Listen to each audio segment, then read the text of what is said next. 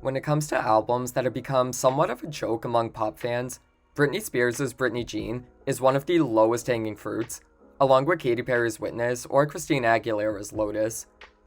It's been over a decade since it released, but it continues to be an unforgettable stain on an otherwise flawless discography. How could Britney Spears, a queen of pop, release an album so unpolished and underwhelming? Let's go back and revisit this era to see exactly what went wrong.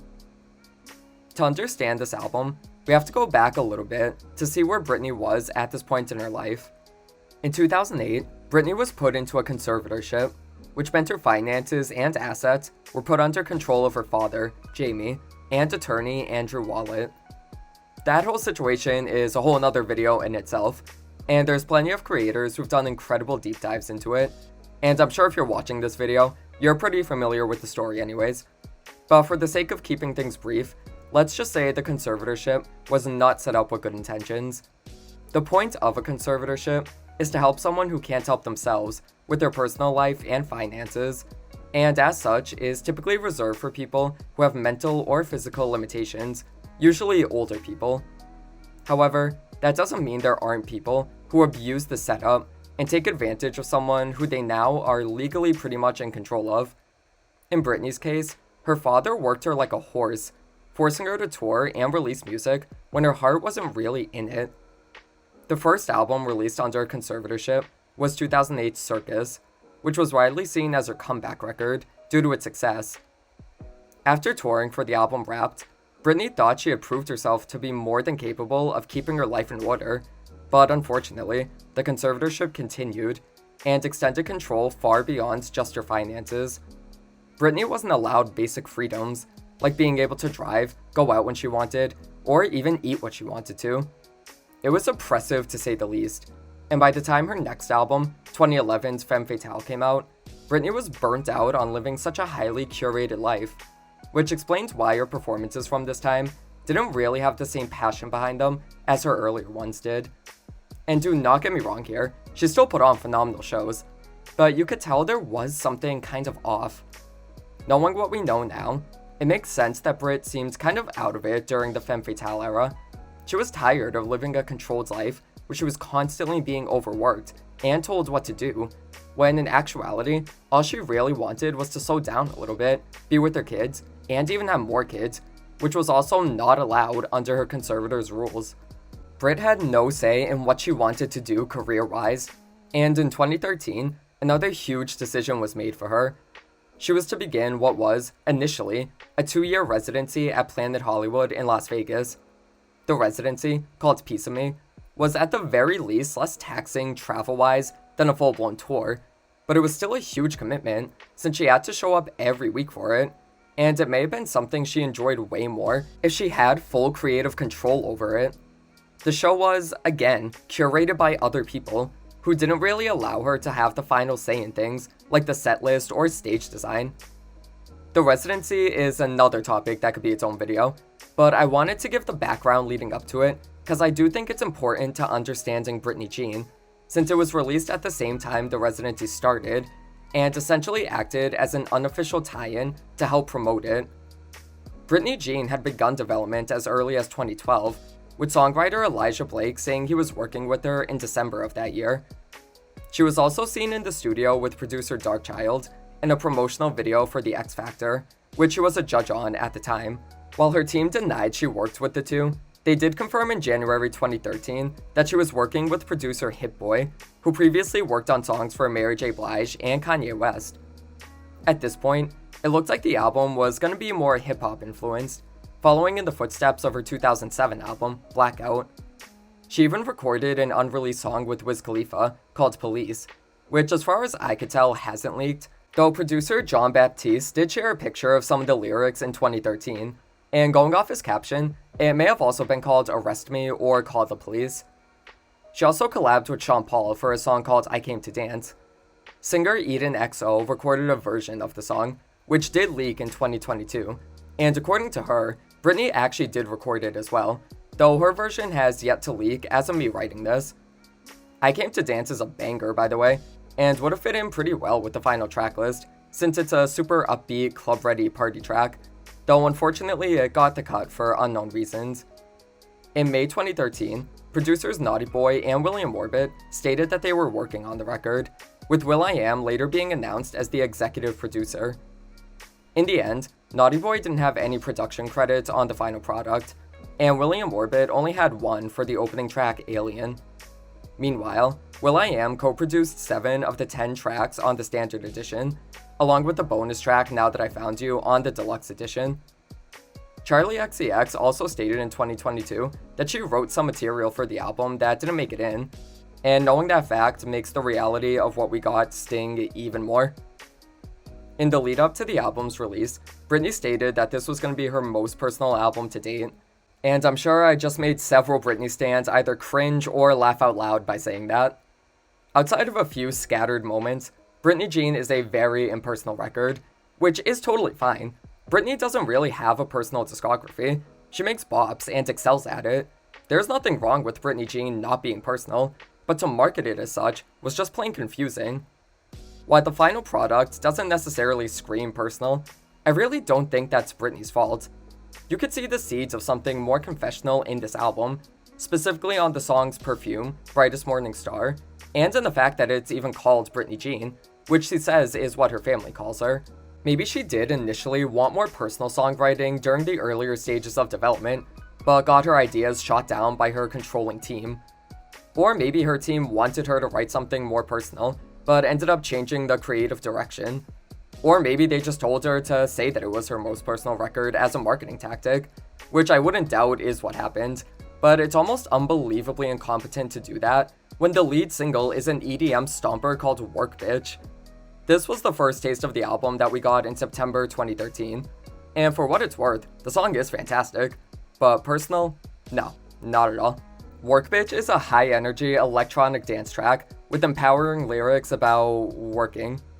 Bitch. Yeah, it's not that deep, but it's a super fun track that goes off in clubs, and Britney's vocals are hilarious as she goes in between her normal voice and her faux English accent. It's everything that's great about Britney. It's dancey, upbeat, unserious, pop fun. The same goes for the video, which saw Britney in a dominatrix outfit and looking hot as hell. I mean, I assume she was actually hot since a lot of it was shot in the desert. Apparently, the video was going to be a little raunchier, but Brit decided to tone down the sexuality since she didn't feel super comfortable with it being a mother to 2 kids. I totally get that, but I also love how this is the toned down version. Like damn, what the hell else did they film? A full-on orgy? Work Bitch was a pretty decent hit, peaking at number 12 on the Billboard Hot 100, and being warmly received by fans and critics. Despite this, at the time, I remember a lot of fans being worried about the new album, since will.i.am was producing it.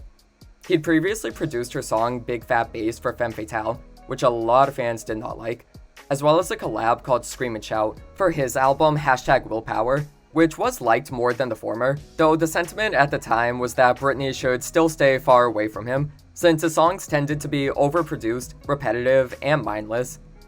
Remember, this was right after the Black Eyed Peas domination in the late 2000s and early 2010s, so people were getting tired of hearing will.i.am on all these admittedly similar sounding tracks. I also think fans were worried Britney was becoming something of a trend chaser instead of the one setting the trends, since her work with will.i.am was pretty similar to his work with the Peas. I'm not saying I agree or disagree, but I don't think fans' concerns at the time were necessarily unfounded. Britney may be well known for pop hits with mass appeal, but her personality was always big enough to eclipse the production. Big Fat Bass and Scream and Shout, on the other hand, were more so will.i.am songs with Britney's vocals, as opposed to Britney songs that will.i.am happened to produce, if that makes any sense.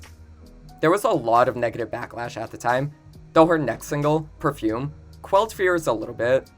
The song, co-written by Sia, is a synth-pop ballad about Britney's fears that her man is cheating on her, which makes her put on her perfume in the hopes that his mistress will smell it.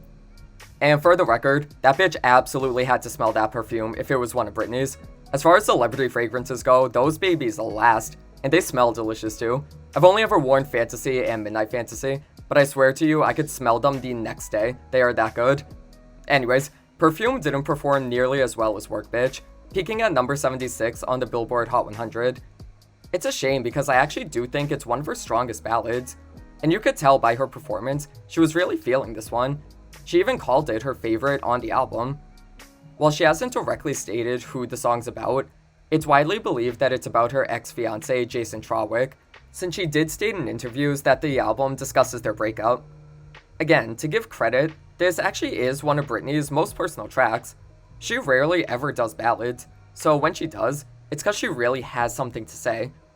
Look no further than Every Time, which we all know was about her split with Justin Timberlake, or the circus deep cut Out From Under, which, while a cover, easily applied to her breakup with Kevin Federline.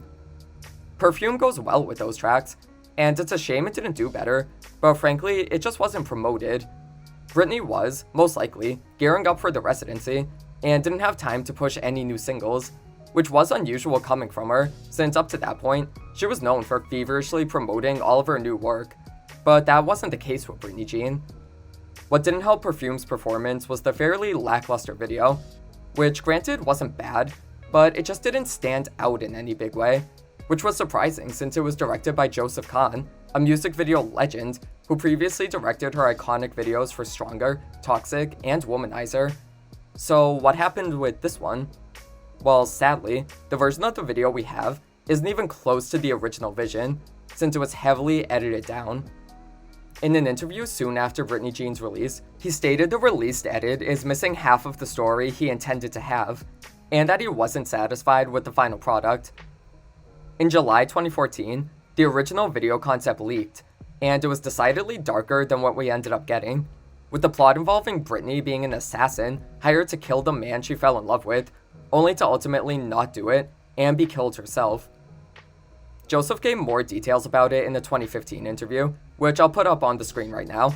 Pause if you want to read it, because it really does sound like it would have been a great video. Obviously, it was heavily reworked into what we have now, which again, isn't a bad video, it's just fairly unremarkable, and it's terrible to see someone's vision get compromised like this.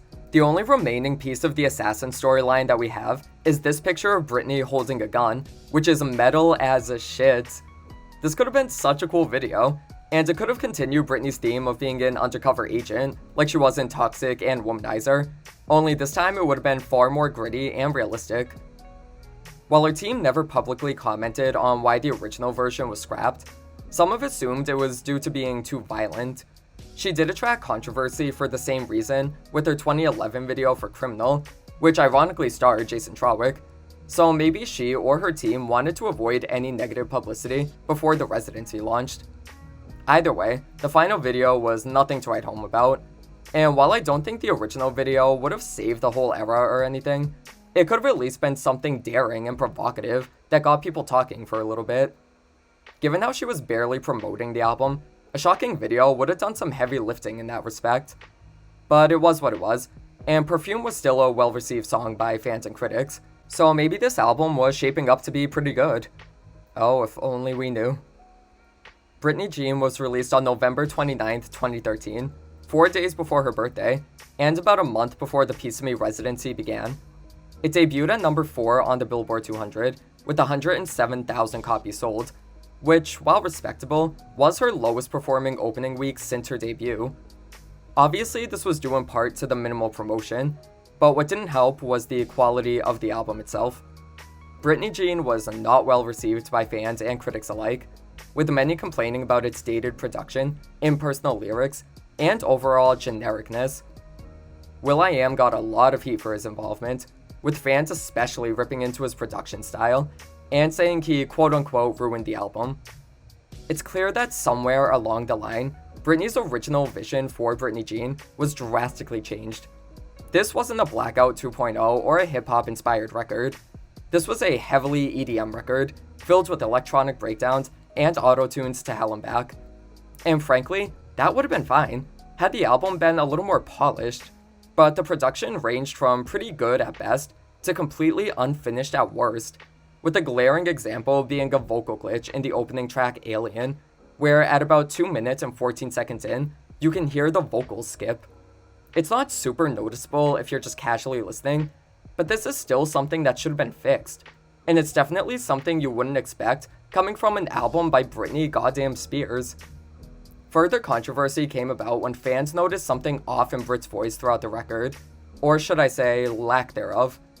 Before the album released, a demo of the song Passenger leaked, which contained vocals from a singer named Maya Marie, who had previously contributed backing vocals for Circus and Femme Fatale. Fans noted that Britney wasn't singing for most of the track, but vocalists doing demos for songs meant for other artists is very commonplace in the industry.